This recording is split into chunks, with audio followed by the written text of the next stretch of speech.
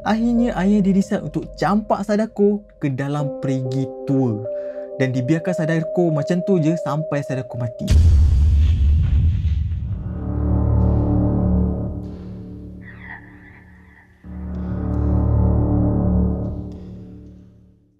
Assalamualaikum, selamat datang kat Amris TV. Okay, untuk video kali ni atas permintaan ramai yang dekat TikTok aku, yang dekat YouTube aku, suruh aku buat konten Jepun lagi ataupun konten hantu-hantu Jepun lagi. So, here's another one for you guys. Macam korang dah baca tajuk kat bawah tu, ini dia hantu Jepun yang menyeramkan part 2. So, hantu-hantu yang aku nak bahaskan hari ni adalah atas request korang juga, atas permintaan korang juga. Aku compilekan semua untuk jadikan satu video. Tak semualah aku boleh cover.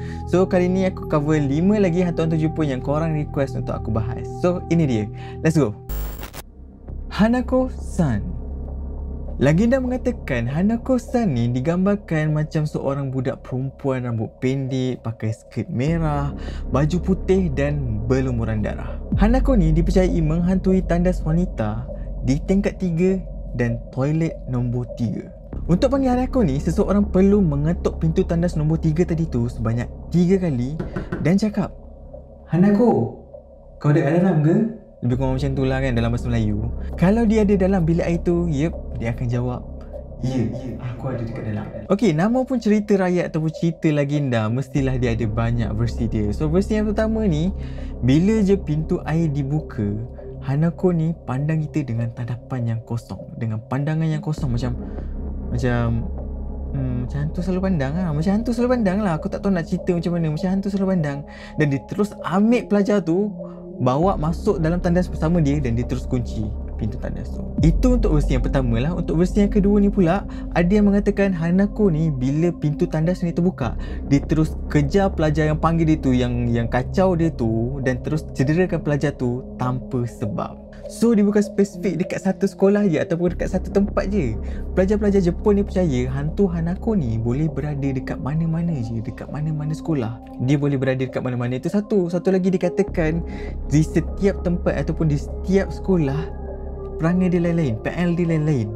Sebab tu dia ada banyak versi tu. Kalau dekat kawasan Yamagata pula, diorang gambarkan Hanako ni dia macam mengkarung, macam biawak tu, tahu biawak mengkarung, berkepala 3 yang memakan kanak-kanak. So, korang mesti nak tahu kan sejarah Hanako ni macam mana dia boleh jadi hantu.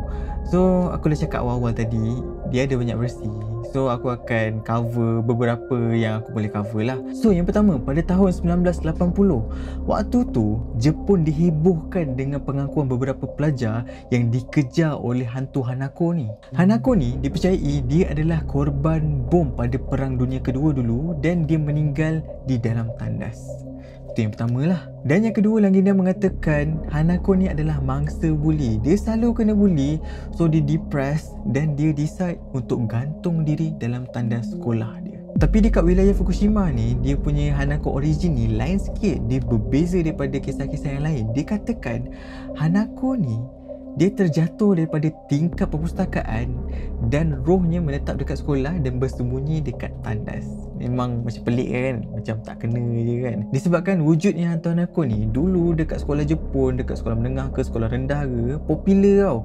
Challenge untuk panggil hantu Hanako ni. Tak kisahlah dekat orientasi ke, kadang kalau ada pelajar baru ke, diorang akan cabar pelajar-pelajar ni untuk pergi seorang-seorang kat tandas tu dan panggil hantu Hanako ni.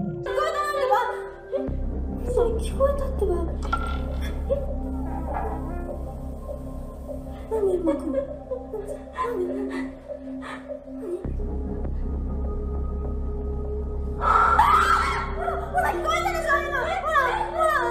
So, korang rasa macam mana dengan cerita hantu Hanako ni? Dia memang ada banyak versi, ada banyak origin dia. Ada yang kata dia ni dibunuh, ada yang kata dia ni dikurung dalam tandas lah, terkunci dalam tandas lah, aku tak tahu. So, apa pendapat korang? Sila komen kat bawah. Teke-teke. Hantu teke-teke ni kononnya jelmaan pelajar mangsa buli yang bernama Kashima Reiko. Disebabkan terlalu pemalu dan penakut, dia ni selalu kena buli dekat sekolah. Bukan dekat sekolah je, dekat mana-mana dia pergi, dia selalu kena buli dengan kawan-kawan dia. Nak dijadikan cerita, satu hari waktu Reiko ni tengah menunggu kereta api, ada kawan dia ni niat nak bergurau, dia ni letak macam cengkerik ataupun belalang dekat atas bahu Reko. Si Reko ni apa lagi, faham-faham je lah perempuan dengan serangga macam mana kan. So dia ternampak, dia terlompat-lompat, terkibas-kibas badannya sampai dia terjatuh dekat landasan kereta api tu. Orang-orang dekat kawasan tu pun cuba untuk selamatkan Reko ni, tapi tak sempat. Reko tu kena langgar dengan kereta api. Dia digambarkan bila dia kena langgar tu, dia punya dekat pinggang ni dia terputus tau. Antara pinggang dengan kaki terputus. Korang bayangkan macam mana? So lepas tu Reko ni kerap muncul menjadi hantu dengan badan yang tak ada kaki, berjalan merangkak-rangkak menggunakan tangan ataupun siku dia. Korang bayangkan dengan tak ada bahagian pinggang, dengan tulang belakang dia terjuntai dan dia mengheret badan dia untuk berjalan. Dan bila dia berjalan tu berbunyi macam dia lebih kurang macam tu lah. So sebab tu lah dia dinamakan hantu teke-teke.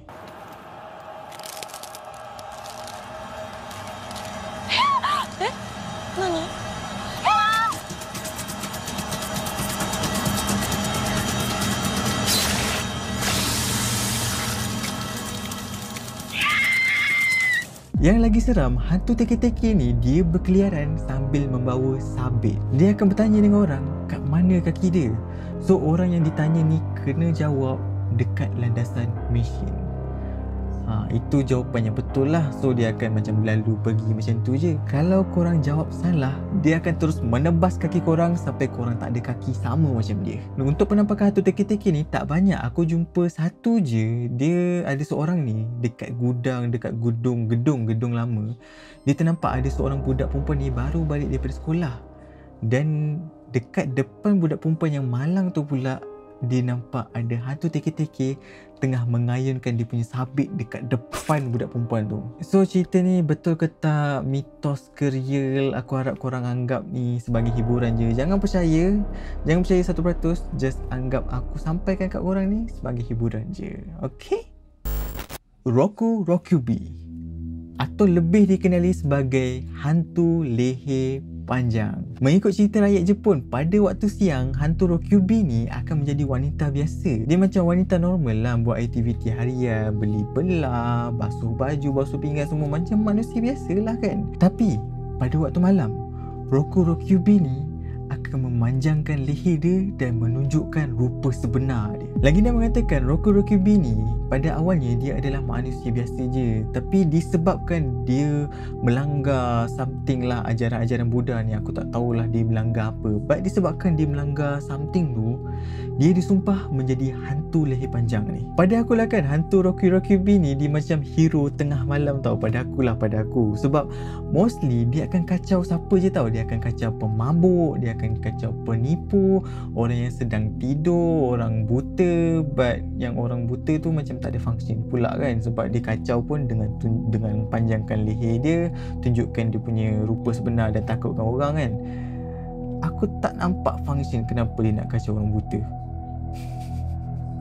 Tapi untuk pada aku yang hero tu sebab dia kacau pemabuk dengan penipu lah kan. So yang tengah tidur tu dengan orang buta tu tak adalah hero sangat, dia macam anti-hero adalah. Mengikut cerita rakyat, hantu ni dia dapat mengisap kehidupan seseorang ataupun umur seseorang tu. Dan dia orang juga ada pesan, berhati-hati kalau bernikah dekat Jepun tu, takut-takut ternikah dengan Roku Rokubi ni. Manalah tahu kan, tiba-tiba tengah malam korang tidur, tiba-tiba terjaga, tengok isteri kat sebelah tengah leher tengah panjang.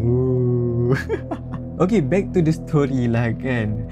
Actually Roku Rokubi ni bila dia dah bertukar menjadi hantu leher panjang tu kan, dia mengacau orang semua tu, actually dia tak sedar. Dia tahu-tahu je dia bangun pagi, dia ada dekat tempat lain, dan dia ingat kan dia jadi hantu semua tu just sekadar mimpi. So dia tak tahu pun dia tengah berubah macam, actually dia macam cerita Moon Knight yang baru-baru ni.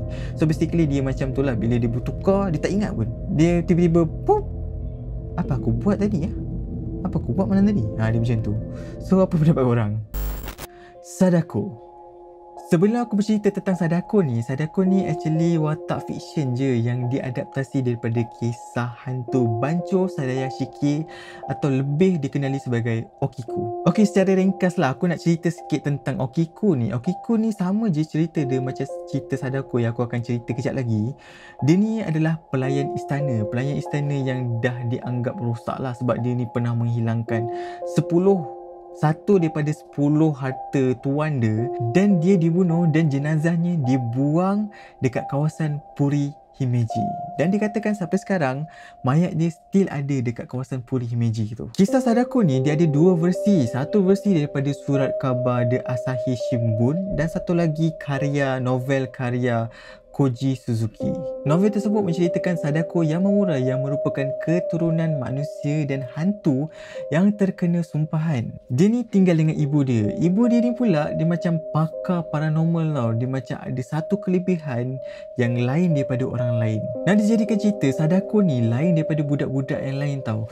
Dia ni lebih suka menyendiri, tak banyak bercakap, tak suka main. Dia pun ada kebolehan yang sama macam mak dia. Pada satu hari, ibu dia decide untuk bunuh diri disebabkan stres, depressed sebab orang kata dia tipu tentang aktiviti paranormal dia ni. So orang ramai mengata mak dia ni sampai mak dia depressed dan bunuh diri. Sadako ni apa lagi dia tak boleh terima dengan kematian ibu dia, dia depressed, dia makin senyap, dia makin tak bercakap. So selepas kematian mak dia tu, dia ni tinggal pula dengan ayah dia dekat satu pulau yang terpencil. Sadako ni makin meningkat umur dia, makin meningkatlah dia punya kemampuan gaib dia tu. So disebabkan kemampuan gaib Sadako ni, ayah dia nampak macam Sadako ni tak dapat dikawal dah.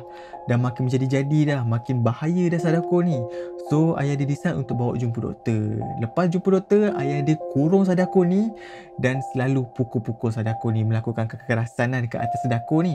Dan Sadako ni bukan diam je kena pukul kan, dia pun memberontak, dia melawan tindakan ayah dia ni. Ayah dia ni dah tak tahan sangat dengan perangai Sadako ni, dia dah tak tahan dengan perilaku Sadako ni.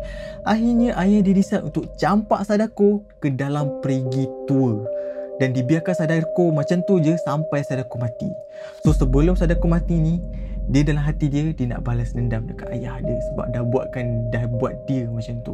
So sebab itulah kalau korang dengar cerita pasal Sadako ni, dia digambarkan hantu dia merangkak keluar daripada perigi.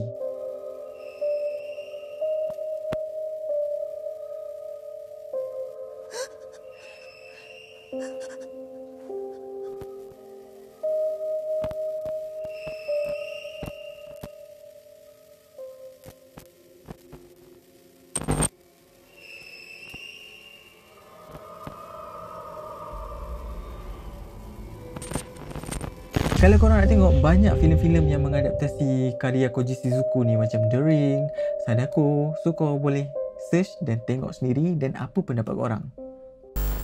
Yotsuya Kaidan.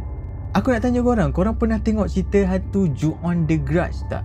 Kalau korang pernah, mesti korang tahu hantu Kayako Seiki kan? Actually, hantu tu terinspirasi daripada legenda hantu Yotsuya Kaidan ni. Kalau Kayako, kisah dia disiksa dengan suaminya yang cemburu sampai mati. Yotsuya Kaidan ni pula menceritakan tentang Oiwa. Oiwa ni isteri yang setia, yang siap sedia mengabdikan diri dia untuk suami.